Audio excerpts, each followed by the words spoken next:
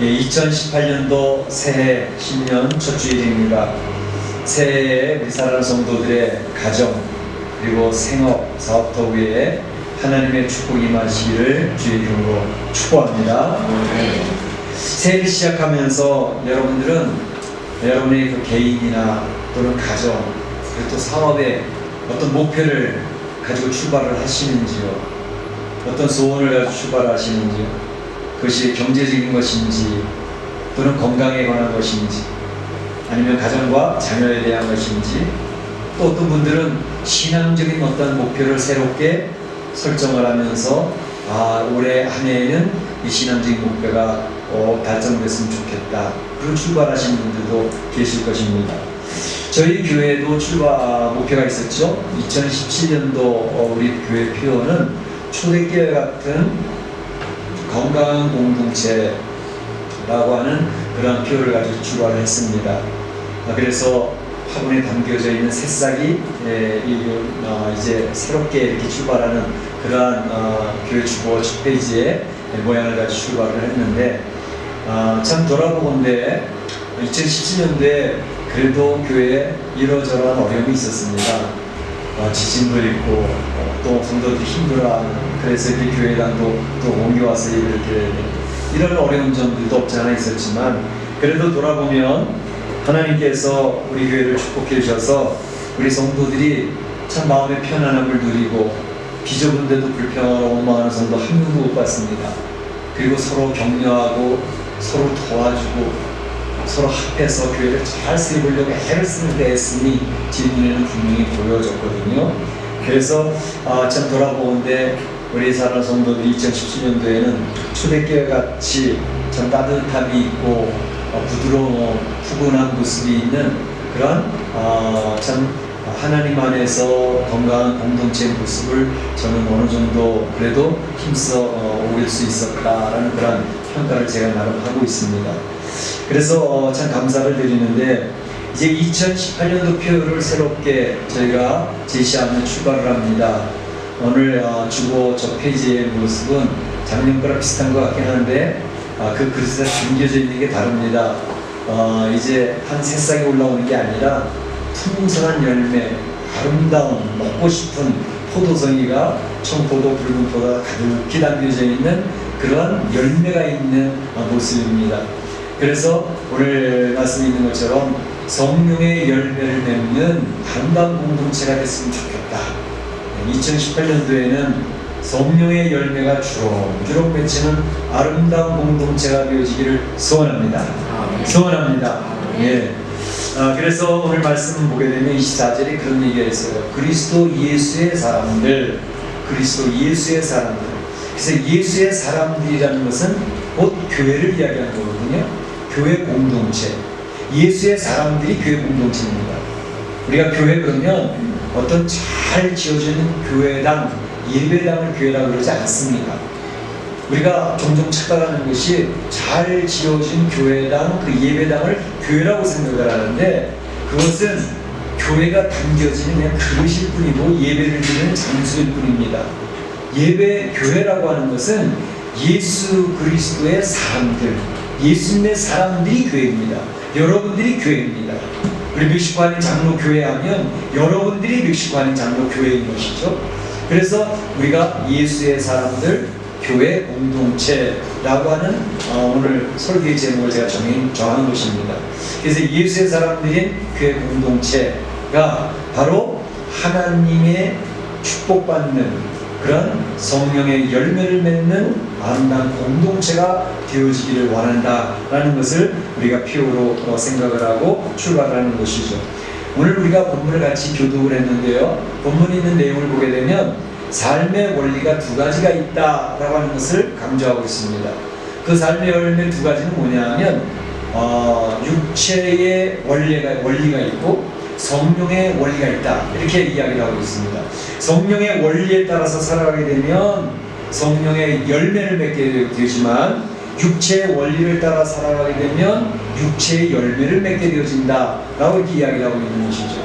그래서 이 두 가지 삶, 성령의 원리에 따라 살아가는 삶과 육체의 원리에 따라 살아가는 삶, 이 두 가지는 서로 충돌하게 되어져 있습니다. 그래서 서로 대립하게 되어져 있습니다. 그래서 갈등이 생기고 긴장이 생기는 것입니다. 오늘 성경 본문에 보게 되면 바로 육체의 원리에 따라 살아가는 그 열매들이 15가지가 나옵니다.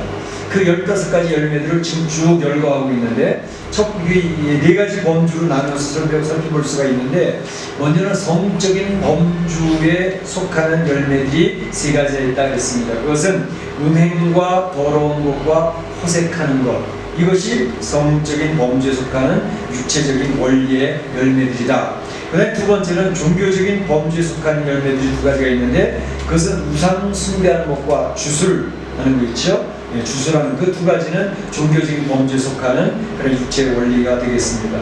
그 다음에 세 번째로는 사회적 범주에 속하는 열매가 7가지가 있는데, 이것은 원수 맺는 것, 사회생활하면서 사람들 관계가 깨어지고 원수에 맺어지는 육체의 것, 그 다음에 분쟁하는 것, 서로 다투는 거죠. 그리고 시기하는 것, 그리고 분내는 것, 그리고 당 짓는 것, 끼리끼리 모여서 당을 짓는 것, 그 다음에 분리해서 이단이 만들어지는 것, 그리고 투기하는 것, 이런 것들이 바로 사회적인 범죄에 속해 있는 7가지 육체의 원리들을 이야기한다고 말할 수가 있습니다. 그 다음 또 한 가지를 첨가한다면 음주에 가는 게 2가지에 있습니다. 또 술 취하는 것과 방탕하는 것, 이것은 육체의 원리에 따라 살아가면서 나타나는 그런 육체적인 열매들이다 라고 하는 것을 이야기하고 있는 것이죠. 그래서 육체의 원리에 따라 살아가는 육체의 열매들 15가지를 쭉 열거하면서 그 다음에 성령의 원리에 따라 살아가는 성령의 열매 9가지가 있다고 했습니다. 우리가 주로 잘 암송하고 있는 내용이죠.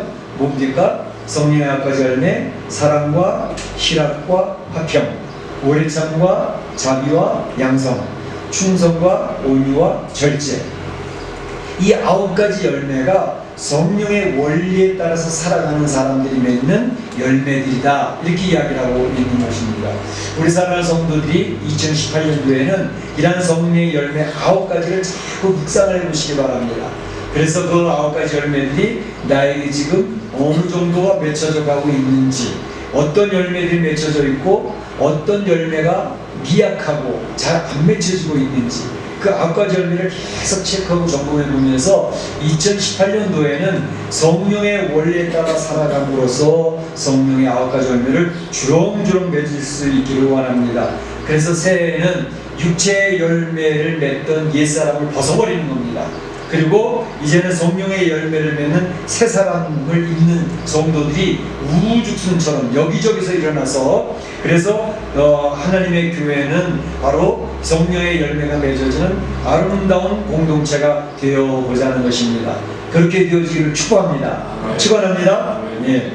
그래서 우리가 이제 새해를 맞을 때마다 이런 생각 저런 생각을 하고 새로운 결단을 하기도 하고 새로운 소원을 가져오기도 하면서 출발하게 되는데, 새해를 맞는 의미가 무엇이겠습니까?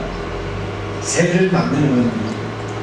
새해를 맞는 의미는 새해는 새롭게 변화되어지는 삶을 체험하게 될 때에 새해에 대한 가치가 있고 의미가 있다고 생각이 되어집니다.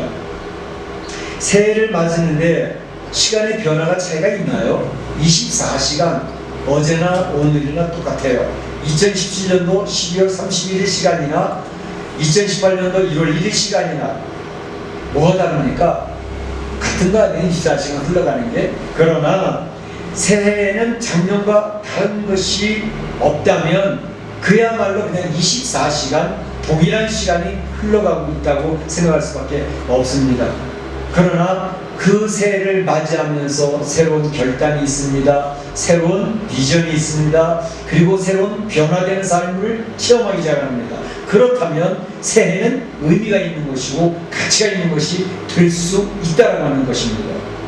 오늘 주보에 보게 되면 묵상의 글에 새술은 새 부대라는 제목이 달려있는 묵상의 글을 한 페이지 올려드렸습니다. 새술은 새 부대라는 제목의 글을 읽는데, 이거는 한국 교회사의 초창기 때 있었던 일을 기록을 하고 있습니다. 그래서 초창기에 예수님을 믿는 성도들이 어떻게 되어졌었나 하는 걸 얘기하고 있는데, 우리 한국교회 초창기의 특별한 사항은 1907년 평양 대회계운동, 대부운동이 있었습니다. 그때는 괄목할 만한 놀라운 변화들이 나타나는 역사들이 있었는데, 바로 그때에 1907년 평양에서 시작되어졌던 대외교운동, 그 부운동으로 말미암아 이제 성도들이 어떠한 삶을 자리잡게 되어졌는가 하는 것을 보여주고 있습니다. 그래서 그들이 이 외교운동과 대부운동을 경험하고 난 다음에 기독교인의 행동 규범을 그들이 새롭게 설정을 하고 그런 삶을 살자라고 하는 그러한 운동이 일어나게 됐었는데, 그때에 이제 보통 일반적인 범죄들이 있지 않습니까? 그러니까 사람을 죽이는 살인이라든지 강간이라든지 절도라든지 그다음에 횡령이라든지, 이건 뭐 일반적인 사회에서도 안 믿는 사람들도 범죄를 생각하는 건데, 이런 것들을 기독교인이 금지하는 것은 물론이거니와 보통 그 사회에서 죄라고 생각하지 않았던 것들이 많이 있었습니다. 그건 뭐냐면, 기독교가 들어오던 시대에 우리 한국의 문화적인 배경은 유교적인 배경입니다. 그래서 양반과 상놈이 있었고, 양반은 특권의 지위를 누리는 그런 사회 생활이 있었거든요. 그때에 그 사람들이, 그 양반들이 누리던 당연지사의 일들이 많이 있었는데, 그것들은 뭐냐 하면 뭐 축적, 그러니까 첩을 얻는다는 거예요. 그 아내들을 여러 명 두는 거죠. 뭐 능력이 있는, 재정적으로 능력이 있는 사람들은 여러 아내를 두고 뭐 자녀들도 많이 낳고 그런 일이 있었습니다. 그러나 그걸 누구도 죄라고 얘기하지 않았었습니다. 뿐만 아니라 그 당시에는 이제 조혼제도, 그러니까 일찍 장가를 보내고 뭐 8살 때 장가를 보내고 15살 됐는데 시집도 가고 그런 일들이 많이 있었거든요. 이런 것들, 그 다음에 각 가정에 재정적으로 능력한 가정에는 늘 하인이 있었죠. 조음이 있었습니다. 노비제도가 우리 한국 사회, 유교 사회에서도 있었던 것이죠. 뿐만 아니라 제사제도라든지 또 우리 뭐 농촌에서는 뭐 농사 지으면서 늘 술 먹고 그리고 이제 피곤을 풀고 그런 일이 많이 있지 않았습니까? 그러니까 기독교인들이 예수님을 믿기 시작을 하면서 일반적인 죄와 금지를 하는 것은 물론이고, 우리 한국 문화에 자연스럽게 자리 잡았던 그러한 조혼제도라든지 축적제도, 첩을 얻는 일이라든지, 그 다음에 노비제도, 또 하인들을 두는 거라든지, 그리고 제사제도, 그리고 술 먹고 아내를 때리고 하는 그러한 일들, 그 다음에 담배 피고 하면서 이런 모든 일들을 예수님 믿는 사람들이 성령의 놀라운 은혜를 체험하면서 그들 스스로가 이런 것은 별로 기독교인들의 삶 속에 바람직하지 않다라고 본인들이 결정을 하는 겁니다. 그래서 그들이 우리 기독교인이라면 이런 행동은 하지 말자라고 해서 기독교인의 행동 규범을 정해놓고 그 규범 따라 그들이 구별된 삶을 살기 시작을 했다는 것이죠. 그러니까 그 당시에 한국 사회 유교적인 문화적인 배경을 가진 한국 사회에서 이런 기독교인들의 삶의 모습은 굉장한 충격으로 다가왔던 것이죠. 그 사회에 도전적이었던 것이죠. 야, 예수 믿는 사람은 좀 특이하네. 어떻게 저렇게 살 수가 있지? 그런데 그들이 예수 믿는 사람을 비난하는 것처럼 보였지만, 사실은 그 사람들이 옳아, 맞아 하면서 그 기독교인들에 대한 존경심을 갖는 그런 계기가 마련되어지게 된 것이죠. 그 예수 믿는 사람은 술 먹고 아내를 때리는 게 없어지는 거예요. 술 먹으면 자기 정신을 잃어버리니까 제정신으로 살아가는 그런 크리스찬들이 많아지는 거죠. 그러니까 그런 일들을 통해서 기독교인이 한국 문화사회에 엄청난 도전을 주고 충격을 주면서, 기독교인의 모임이라고 하는 것은 그들과 이질적인 걸 느끼지만 그 이질적인 것이 바른 삶이다, 그들은 존경할 만한 사람들이야 하니까 기독교인들은 그 당시 자기가 속해 있는 사회와 그룹 속에서 다 리더들이 되는 것입니다. 야, 인생 한번 살아보려면 저 사람들처럼 살아야 돼. 그래, 가치 있고 의미 있게 살아야지. 희생하고 헌신하고 섬기는 이런 모습 속에서 그들의 모습이 너무 멋있다. 이러한 삶을, 이러한 것들이 많은 사람들에게 큰 은혜를 베풀어 주게 되었던 것이죠. 그래서 그 한 사람의 이야기가 나와 있는데, 농사를 짓던 김씨라는 분이 있는데, 이분은 아주 예쁜 첩을 들이고 살았다고 합니다. 그런데 예수님을 만나게 된 거예요. 성령을 경험하게 된 거예요. 그러니까 사랑하던 예쁜 첩을 돌려보내면서 이것은 성경에서 이야기하는 옳지 않은 모습이다, 돌려보냈다는 것이죠. 그러면서 술도 끊고 노름도 끊고 하면서 사람이 반듯하게 세워지는 그런 모습이 있어서 변화된 삶 속에서 크리스찬의 삶의 모습이 드러나게 됐다는 것이죠. 이것이 바로 구별된 삶의 모습이었던 것이죠. 성경에서 계속 성도들에게 성도라고 부르는 이유는 뭐라 그랬죠? 거룩하게 살았기 때문에 성도, 물론 하나님의 말씀 가운데서 그렇게 되어져 가야 되겠지만 그 성도라는 개념 속에서 더 중요한 개념은 구별된 삶을 사는 사람이라 그런 뜻입니다. 구별된 삶을 산다는 것은 세상 믿지 않는 사람들과 동일하게 살아가지 않는다는 것을 의미합니다. 뭔가가 다르다는 거예요. 뭔가가 그들에게는 존경할 만한 삶의 모습이 있다는 것입니다. 그래서 그러한 크리스찬의 모습이 구별된 성도, 구별된 삶, 그래서 성도라는 그 이름에 걸맞는 그러한 삶 속에서 믿지 않는 많은 불신자들에게 이제 도전을 주고 그들의 존경을 얻는 그러한 삶을 살아갔다는 것입니다. 오늘날에도 우리 기독교가 힘이 약해지고 있는 것은, 교회들이 무너지고 있는 것은 성도라고 그러긴 하는데, 예수님을 믿는 사람이라고 그러긴 하는데, 살아가는데 보니까 저 사람이 뭐 안 믿는 사람하고 다른 게 별로 없다는 거예요. 아니, 어떤 경우는 안 믿는 사람보다 더 상식 이하의 삶을 살아가고, 그렇게 많은 사람들에게 피해를 주고 손가락질 받는 사람이 살아가니까 이제 더 이상 성도들에 대한 리퓨테이션, 그런 존경함이 없어지는 거죠. 그들에 대한 우러름이 없어지는 거죠. 야, 교회 다니는 사람이나 안 다니는 사람이 뭐가 달라. 아니, 다니는 사람이 더 못됐더라고. 아주 이기적이고 아주 못됐다고. 이렇게 하니까 이제는 더 이상 예수님 믿어도 소용없어. 그럼 뭐부터 믿어? 이렇게 되어지는 거죠. 오히려 예수님 믿어서 복만 받으려고 그런다고 하면서 예수 믿는 사람들 아주 이기적이라고, 자기밖에 모른다고, 이렇게 되어지니까 교회가 무너지는 겁니다. 성도들이 구별된 모습이 안 나타나니까 비난을 받는 것입니다. 그러니까 하나님께 영광은커녕 오히려 하나님의 얼굴이 흑칠하는 그러한 모습이 되어지고 말았다. 너무나 안타까운 모습이죠. 그래서 오늘 성경에서 이야기하는 것은 예수님을 믿는 성도들, 예수의 사람들은, 교회 공동체는 성령의 열매를 맺는 불신자들과 무엇인가 다른 구별된 삶을 통해서, 그래서 아름다운 공동체가 되어줘야 되겠다는 것입니다. 그래서 2018년도 우리 새 비전을 갖는 것은 성령의 열매를 맺는 아름다운 공동체. 안 믿는 사람이 볼 때는, 야, 저 사람들은 아름답다, 저 사람들은 뭔가 배울 게 있다, 참 나는 그렇게 못 살지만 저 사람처럼 되면 좋겠어 라고 하는 그런 도전을 줄 수 있고 충격을 줄 수 있는 우리 성도들의 모습이 되어지기를 주의 이름으로 축복합니다. 축원합니다. 네. 그래서 우리 교회 2018년도 새해 비전을 이렇게 소개해드리면서 다시 한번 생각해보는 것은, 우리 교회에 이제 비전이 있습니다. 4대 비전이 있죠. 주보에 보게 되면 주보 맨 밑에 줄에 4가지 비전을 주로 우리 항상 같이 나갑니다.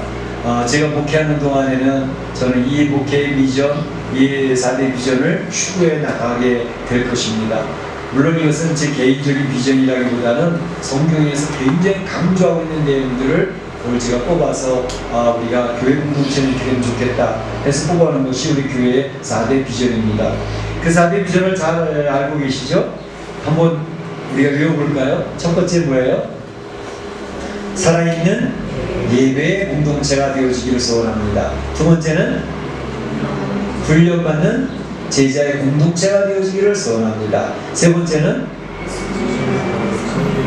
예수님을 닮은 성례의 공동체가 되어지기를 소원합니다. 네 번째는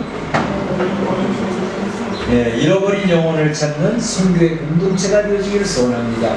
이것이 교회 공동체가 추구해야 될 성경의 엑기스입니다. 성경에서 계속 강조하고 있는 내용들입니다. 그래서 이 네 내용을 저는 이제 1년에 한두 번씩은 우리 성도들에게 이렇게 같이 나눕니다. 왜냐하면 같은 공감대를 갖고 같은 목표를 향해서 우리 같이 달려봅시다 라고는 의미 속에서 이 4대 비전은 1년에 제가 한두 번씩 나눔을 하는 거죠. 그래서 첫 번째 계속 강조했던 내용인데 늘 같고 반복되는 것이지만 다시 한번 리와인드를 한다면, 살아있는 예배 공동체는 뭘까? 살아있는 예배 공동체, 저희가 지금 예배를 드리고 있지 않아요? 이 예배가 얼마나 중요한 것인지 모릅니다. 이 예배에 하나님이 임재하십니다. 성령님이 우리 성도들의 마음을 녹화하고 계시고 어루만지고 계십니다. 성령님이 이 예배의 지금 주인이 되신 것이죠. 제가 설교하고 있지만 제가 설교되는 성도의 말씀을 성령님이 잘 가져가서 우리 성도들의 마음에 이게 심어주는 거죠. 그래서 전달되는 내용이 여기 계시는 성도들만큼이나 다 다르게 적용이 이루어집니다. 그 역사는 하나님이 하시는 거기 때문에 다 다르게 적용이 이루어지는 거죠. 그래서 성령님이 이 자리에 계시는데 바로 이 예배 중에 하나님의 영광이 선포되어지러 와요. 하나님의 영광이 드러나기로 와요. 이 예배의 주인은 하나님이시기 때문에 하나님이 이 예배를 통해서 영광을 받으시는 예배가 되어지는 것. 그리고 뿐만 아니라 성령이 이 예배 시간에 임재하셔서 우리 성도들을 어루만져 주시고 마음을 녹화하시는 성령님이 경험되어지고, 그리고 이 예배 시간에 예수 그리스도의 보혈이 흘러넘치는 거죠. 우리가 이제 오늘 성찬식도 나누게 되겠지만 예수 그리스도의 보혈이 이 예배의 중심입니다. 그래서 우리는 신앙생활 하면서 하나님의 자녀라고 교회의 중직자라고 하지만 우리 안에는 여전히 우리를 억누르고 있는 죄성들, 그것으로 인해서 죄책감이 우리의 죄책감이 늘 누르고 있고, 예배 시간에 나와서 예배를 드리는데 얼굴을 들 수 없을 때가 너무 많이 있는 거예요. 하나님 앞에 죄송한 마음이 있는 거예요. 너무 송구스러운 거예요. 지난 한 주간 동안 하나님 말씀대로 제대로 못 살았는데 지금 예배를 드린다고 나와 앉아 있습니다. 하나님 죄송해요 라는 마음이 넘치기 때문에 그것을 해결해 주시는 것이 바로 예수 그리스도의 보혈입니다. 그럼에도 불구하고 나는 너희를 사랑한단다. 그래서 내 아들 예수 그리스도께서 십자가에서 죽어서 머리에 가시멜가를 쓰고 허리에 창을 받으셔서 그 피를 쭉 다 흘려주시고 너희들의 죄책감을 덮어주고 죄성을 눌러주고 제압하는 그런 은혜가 예배 시간에 이루어지게 되는 것입니다. 그 예배 시간에 예수 그리스도의 보혈이 흘러가니까 예수님이 중심이 되어지니까 우리가 예수 그리스도의 사죄의 은혜를 다시 한번 경험하면서 주님 앞에 감사하는 마음이 나오게 되는 것이죠. 그 주님 앞에 감사합니다. 저는 한 주간 동안 죄만 짓고 살고 하나님 앞에 송구스러운 마음 가져왔는데 오늘도 너는 나의 사랑의 대상, 사랑받을 대상에 가면서 그리스도의 보혈로 나의 죄를 다 덮어주시니 감사할 수가 없어요. 그러니 우리가 드리는 찬양이 힘차게 하나님만 올리지 않겠습니까? 감사가 넘치지 않겠습니까? 바로 그러할 때 이 자리에 하나님의 영광이 드러나는 것이고 성령이 경험되어지는 것이고 예수의 보혈이 체험되어지면서 부족하지만 사랑해 주신 하나님, 내가 자격이 있어서 선택된 게 아니라 아무런 자격도 없고 불신자와 동일한 존재인데 나를 하나님 예배드리는 자로 선택해 주시고 구별해 주셨던 은혜에 감사합니다. 그러니까 감사의 찬양이 올려나오게 되는 것이죠. 그래서 우리는 주님을 바라보는 참 예배자로 서게 되는 것입니다. 참 예배자로 서서 참으로 하나님 앞에 찬양을 올리고 주님 베푸신 구속의 은혜를 감사를 고백을 하고 그 성령의 인도하심을 따라서 이렇게 살아서 안 되겠다 하면서 성령의 은혜에 따라서 결단을 하는 거 아니에요? 다음 한 주간은 주님 하나님이 원하시는 대로 살아보도록 내가 힘써 볼 테요. 힘 좀 주세요. 그 결단하는 작업이 예배 시간에 이루어지는 것입니다. 이 예배가 얼마나 대단한 것입니까? 그래서 제가 살아있는 예배 공동체가 된다는 것은 바로 이런 역사들을 성령의 역사들이 나타나는 통해서 하나님 앞에 성도들이 힘차게 찬양에 올려지는 그런 공동체 뿐만 아니라 성도들이 저마다 기도 소리로 충만한 그러한 공동체, 말씀과 은혜가 충만한 생명력이 넘치는 그러한 공동체, 그래서 하나님이 기뻐하시는 예배가 드려지는 살아있는 예배 공동체가 되어지기를 그렇게도 소원하는 것입니다. 그런 은혜가 있어지기를 소원합니다. 축복합니다. 그런 훈련받는 제자 공동체라는 건 무엇일까? 우리가 이제 내가 선택한 게 아니라 하나님의 선택에 의해서 하나님의 기쁘신 뜻에 따라 우리가 하나님의 자녀로 태어났잖아요. 예수 그리스도의 보혈이 우리 안에 흘러감으로 하나님 자녀가 되어졌습니다. 그런데 하나님의 자녀로 태어났는데 그 다음에 중요한 것은 우리가 주님 안에서 자라나야 되고 성장해야 되고 성숙해져 나가야 되고 한 걸음 더 나가서는 주님이 사용하시는 도구가 되어진 일꾼들로 세워져 가야 되는 거거든요. 그런데 우리의 단계가 다 틀려요. 성도들이 100명이 모이면요 100명들의 성도들의 수준이 다 다릅니다. 이제 막 태어난 아기도 있어요. 응행하고 태어나고 있어요. 그런가 하면 이제 유치원생도 있어요. 초등학생도 있어요. 중고등학교 학생도 있어요. 대학 청년부 학생도 있습니다. 그리고 군대 가서 열심히 일하는 그런 군사 같은 그런 신앙인도 있습니다. 그리고 헌신하고 숨기는 그런 귀한 장성한 분량의 성도들도 있는 것입니다. 성도들이 우리 보기엔 다 똑같은 성도가 같지만 다 다르다고요. 그래서 나의 신앙의 수준을 내가 점검해보는 거예요. 내가 갓난아이로 지금 어린아이와 같이 그 신앙의 연수나 직분하고 상관이 없습니다.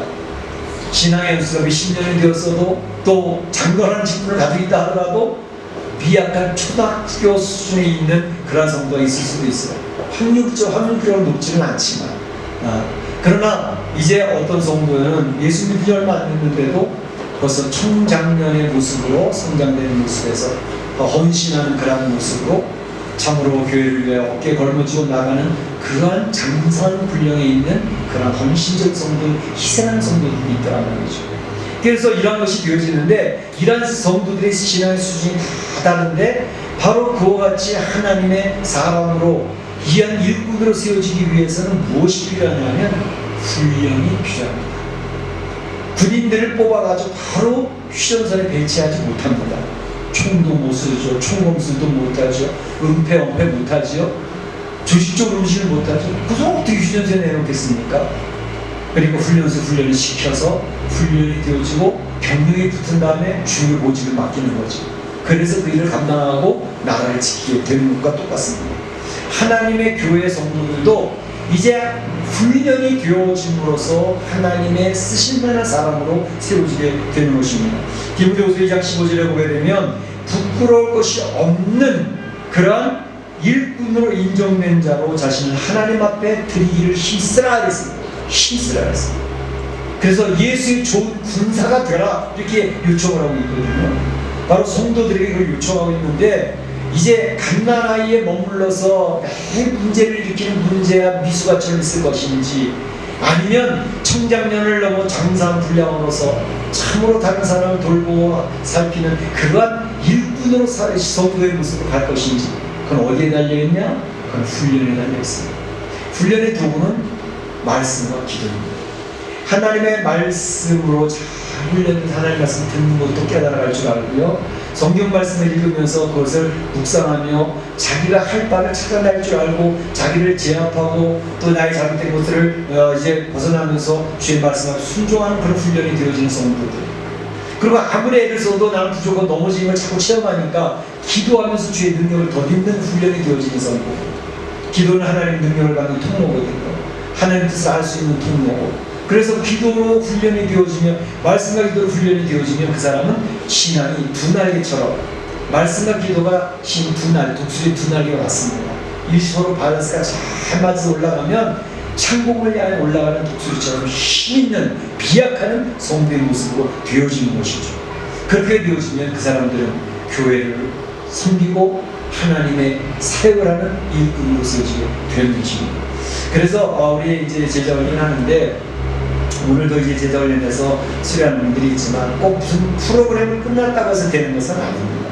제자 훈련의 핵심은 뭐냐 하면 하나님의 뜻을 잘 발견하고 그 말씀 앞에 자기를 쳐서 복종시킬 줄 아는 훈련이 되어져 있고 그 말씀 안에서 순종하고 충성하는 사람으로 나타날 때 그 사람이 제자 훈련을 제대로 받는 것입니다. 그 제자 훈련의 열매는 순종하는 성도입니다. 순종함으로 하나님의 사람이 세워지는 것이 되기 때문입니다. 그래서 하나님 말씀에 통치를 받는 백성이 되죠. 저희가 이제 하나님의 나라의 개념을 제가 여러 번 설명드리지 않습니까? 우리는 다 하나님의 나라로 갑니다. 천국으로 갑니다. 그 천국의 특징이 뭘까요? 하나님의 말씀에 100% 그대로 이루어지는 곳이 천국입니다. 이 세상에서도 천국을 이루어 살아가는 성도들이 있는데 그 사람들은 하나님의 말씀에 맥히는 신령들은 천국에 살고 있는 사람입니다. 하나님의 통치가 이루어지는 신령이 하나님의 백성인 것입니다. 하나님의 백성이라고 그러긴 하는데 하나님 말씀이 전혀 안 먹혀. 그러면 필수체이에요. 예, 멕시코라고 하는 나라는 멕시코 헌법이 그 헌법의 제재를 받고 통제를 받아야 멕시코 시민 아닙니까? 미국 시민은 미국의 헌법이 통제가 되어져야 돼. 한국 시민은 한국의 헌법이 통제가 되어져야 그게 한국 시민인 것입니다. 똑같습니다. 하늘나라의 백성은 하늘나라의 말씀에 의해서 통치가 이루어지는 백성이어야 하나님 나라 백성인 것입니다.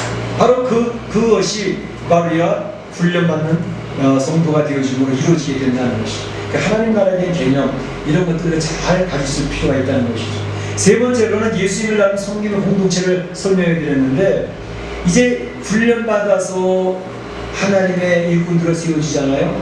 그 사람들에게는 보여지는 것이 교회 공동체인 것입니다. 크리스찬이라는 게 뭐죠? 크리스찬, 예수를 닮은 작은 예수들입니다. 그게 크리스찬입니다. 그러니까 우리 성도들이 바로 이 예수님을 닮은 성경의 모습 속에서 세워져 가게 될 때, 우리 멕시코 한인 장로교회라고 하는 교회 공동체 안에는 작은 예수들이 여기저기서 우주순으로 나타나게 되어지니까 교회는 따뜻해지고, 교회는 푸근해지고, 여러 가지 질성이 막 나올 때마다 그것을 잘 수습해 나가는 그러한 일꾼들이 나오게 되는 줄로 믿습니다. 자, 그리고 마지막으로 한 가지는 잃어버린 영혼을 찾는 성교의 공동체라고 말씀을 드렸습니다. 교회가 교회다울 수 있는 것은, 교회의 가장 궁극적인 목적은 뭐냐 하면 예수를 증거하는 공동체라는 것입니다. 잃어버렸던 영혼을 예수님께로 중매시키고 예수님과 연결시켜주는 그러한 공동체, 선교의 공동체가 되어져야 된다. 예수님을 모르는 사람들에게 예수님을 알려주는 역할, 그 일을 공동체가 해야 된다는 것입니다. 사실 이것은 교회 공동체가 해야 될 중요한 목표일 뿐만 아니라 우리 성도 한 명 한 명을 불러내신 하나님의 궁극적인 목표이기도 합니다. 우리 성도들을 왜 불러내셨어요? 예수님을 만난 성도들에게 하나님 요구하시는 게 뭘까요? 네가 예수님을 만났냐? 예수님을 통해서 위로를 받았고 예수님을 통해서 문제 해결을 받았느냐? 지금도 그 예수님의 통치를 받으면서 마음의 평강과 안식을 누리고 있느냐? 그렇다면 너만 누리지 말고 모르는 사람에게 그 예수님을 소개해야 될 거 아니에요? 우리 예수, 지금도 우리에게 요청하는 것은 내가 만난 예수님을 소개하며 살아가는 것입니다. 그것이 가치 있는 인생이요 의미 있는 인생이라는 것을 이야기하고 있는 것입니다. 유대인들의 공동체가 왜 멸망했는지 아시죠? 여러 가지 이유들이 있는데 그 중에 하나가 유대인들의 공동체는 하나님을 증거하지 않았습니다. 자신들이 그 하나님은 자기의 공동체 유대인들만을 축복하는 하나님으로 생각을 했기 때문에 유대인들은 절대로 전도하지 않습니다. 오늘날도 유대인 공동체는 하나님 믿으라고 소개하지 않습니다. 바로 그러니까 하나님이 유대인 공동체를 제껴놓고 예수님 복음을 증거하기에 애를 쓰고 있는 이방인을 들어서 하나님의 백성을 삼고 계십니다. 그것이 유대인들에게는 도전이 되는 것입니다. 그래서 마지막에 유대인들이 그걸 보고 뉘우치고 돌아오는 역사가 나타나는 게 요한계시록에 유대인들의 대회개운동이 나타난다는 것을 얘기하는 거예요. 그러니까 바로 하나님이, 예수님이 우리 성도들에게 요구하시는 것은 뭐냐 하면 네가 만난 예수님 너 혼자만 누리는 것은 옳지 않아. 네가 만나서 주님의 위로받고 격려받고 평안함을 누려, 그리고 하나님의 문제 해결되는 것을 네가 누리고 있어. 그렇다면 아직 모르는 그들에게, 내 주변에 있는 잃어버린 영혼에게 예수를 소개해야 되지 않겠느냐. 이게 우리 성도들 불러내신 이유와 교회 공동체를 세워놓으신 하나님의 궁극적인 목표입니다. 하나님을 드러내게 하는 것입니다. 하나님을 증거하게 하는 것입니다. 바로 이러한 가치관을 정확하게 정립하고 있지 못하면 우리 성도들은 지극히 이기적인 사람, 유대인들처럼 됩니다. 하나님 나 축복하기 위해서, 내 자녀 축복, 내 사업도 축복하고, 나 잘되고 나 병 고치기 위해서 예수 나 불러주셨잖아. No way! 그것들은 다 썩입니다. 따라가는 것들이에요. 하나님이 어떤 하나님이신가를 이야기하고 살라는 것입니다. 그래서 여러분들이 축복받기를 원하십니까? 축복받기를 원하신다면 예수님을 소개하십시오. 내가 만난 예수님을 증거하십시오. 우리 교회 공동체가 하나님 앞에 하나님 마음에 드는 공동체가 되기를 원한다면 그 예수님을 소개하는 공동체가 되어야 됩니다. 그런데 우리 이제 선교적으로는 굉장히 거창하게 느낍니다. 중국에 선교가야 돼, 아프리카 선교가야 돼, 북한 땅에 지하교회 들어 선교해야 돼. 물론 중요합니다. 근데 선교는 지극히 평범한 것에서부터 시작합니다. 거창하게 멀리 갈 필요 없어요. 그렇게 하면 좋지요. 그거 아니더라도 바로 내가 살고 있는 현 자리에서 가까이 있는 것부터 시작합니다. 그렇죠? 예루살렘과 유다와 사마리아 땅끝까지, 이것이요 동시적인 거예요. 출발은 내가 살고 있는 예루살렘부터 출발하는 거예요. 그래서 우리가 이제 선교에 대한 대명제 벅찬 비전을 이야기하지만 가장 가까운 것은 우리 주변에서 시작한 내 가정, 내 이웃에서 시작하는 겁니다. 그래서 우리 교회가 우리 성도들한테 말씀드리는 게 토요 선교사야 살려보자. 그렇지 계속 강조하는 거예요. 토요 선교사. 아니 그 한국 사람들도 아니고 왜 자꾸 멕시카한테 자꾸 전도지 주고 그래? 우리 교회는 아무 유익도 없는데 우리가 유익받기 위해서 미술을 증거하나요? 아닙니다. 그렇게 하면 예수, 하나님 얼굴에 미소가 띄어지는 거예요. 하나님 마음에 드는 교회 공동체가 되는 겁니다. 우리가 하나님 마음에 드는 사람이 되어야 되고 하나님의 마음을 기쁘게 드릴 수 있는 그런 마음 갖는 게 중요하거든요.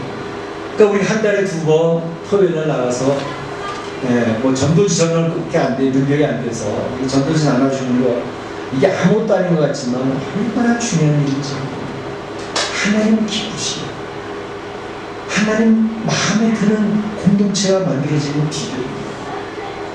그렇기 때문에 올해는 사실 토요 선교팀의 조직을 만들었어요. 그래서 팀장도 정해놓고 팀원도 정해놓고 그리고 그 안에 우리 각 목자들도 팀원으로 좀 활동해 주십시오 이렇게 했습니다. 이런 것을 통해서 우리 마음에 선교의 마음이 자리 잡게 되어지는 것이고 주님의 마음을 느끼게 되는 것이고 한번 전도지 전하다가 거부당해 보세요. 얼마나 민망한지. 전도지 주는데 너 나 실소 그리고 당해보세요. 얼마나 무한한지. 근데 그 무한함 당하는 것이 예수님의 마음을 느끼는 아주 축복입니다. 예수님 때문에 내가 무한해봤단 말이에요. 예수님 복음 증가를 거기에 하나님 나라를 사모하는 순간 보내겠습니다. 얼마나 뿌듯해지는지 그런 축복을 누리시기를 주의 이름으로 축원합니다. 그래서 하나님 마음에 드는 공동체가 되면 좋겠고요. 제가 이렇게 1년에 한 번씩 교회 비전을 다시 한번 나누는 것은 우리 성도들이 같은 마음, 같은 방향에서 왔으면 참 좋겠다는 것입니다. 그래도 저는 우리 멕시코 장로교에 얼마나 감사한지 몰라요. 성도들이 같은 마음을 품었어요. 그리고 같이 가고 있어요. 그래서 힘들고 어려워도 힘들고 어렵다는 얘기를 안 합니다. 그리고 애를 쓰고 있는 모습이 너무나도 감사해요. 그래서 우리 교회 공동체가 지금 같은 방향, 같은 곳을 향해서 옥토밭을 향하여 만들어가고 있다는 것이 얼마나 감사한지 모릅니다. 옥토밭을 만드는 데는요, 농사 지어보시면 다 알잖아요. 산간을 개간해가지고 옥토밭을 만드는 게 얼마나 힘듭니까? 많은 노력이 필요합니다. 많은 시간이 걸립니다. 그래서 옥토밭이 만들어지는 거예요. 열매를 맺게 만드는 것입니다. 그런데 이 옥토밭이요, 잡초밭이 되는 데는 많은 시간, 많은 노력이 필요하지 않아요. 옥토밭이 한순간에 잡초밭이 됩니다. 열매를 맺을 수 없는 그런 잡초밭이 되는 한순간이라고. 그 멋진 교회가, 그 은혜가 은혜스러웠던 교회가 한순간에 망가지는데 그 망가진 것은 감당할 수가 없어요. 한순간에 무너져요.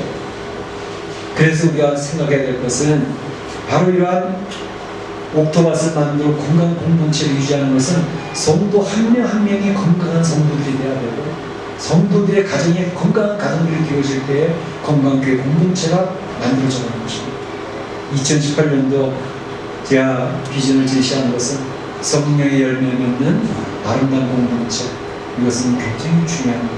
성령의 원리에 따라 살아가서 우리 개인이 건강해지고 성도들의 가정이 건강해지는 우리 교회는 건강한 공동체가 되어지고 이 믿지 않는 사람 바로 올 때 야 멕시코 하나님 정교회는 참 아름답다. 서로서를 어떻게 저렇게 돌보고 섬기고 서로 아껴주면서 교회를 위해서 헌신하고 희생하는 성도들이 이렇게 많을까? 이 불신 세계에 여러분들이 도전을 해보고 싶지 않습니까? 멋진 믿지 않는 사람들에게 무릎을 받을 수 있는 그런 교회 공동체가 되어보고 싶지 않습니까? 우리 사랑성도의 그런 축복이 있어지기를 주의 이름으로 축원합니다. 축복합니다. 이 시간 다 같이 한번 기도하겠습니다.